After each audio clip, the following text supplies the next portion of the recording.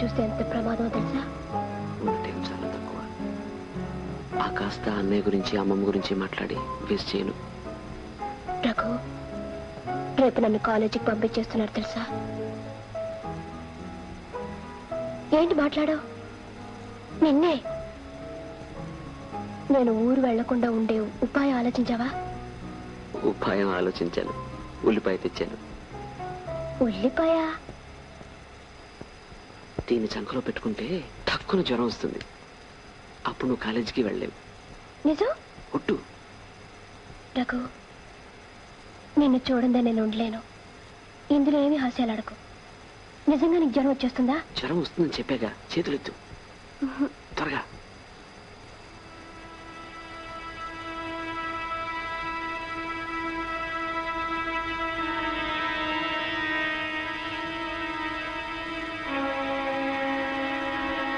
అవును, నీకెందుకు జ్వరం? నీకొస్తే ఒకటి, నాకొస్తే ఒకటినా?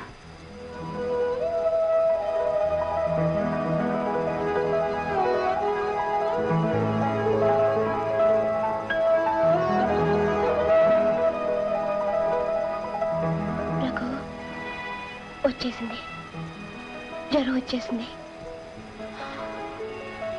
Very good. ఇక నువ్వు ఊరెళ్ళే సమస్య లేదు. ఒకవేళ వెళ్ళినా నిన్ను చూడకుండా అక్కడ ఎలా ఉండగలను? ఒకవేళ వెళ్ళినా నిన్ను చూడకుండా ఇక్కడ నేను ఎలా ఉండగలను? అప్పుడు హాస్టల్కి వచ్చి నేను ఎత్తుకొచ్చేస్తాను. రఘు. అవును కదా, మన ఇద్దరం భార్యాభర్తల్లా ఈ ఊళ్ళో అడుగు పెడదాం.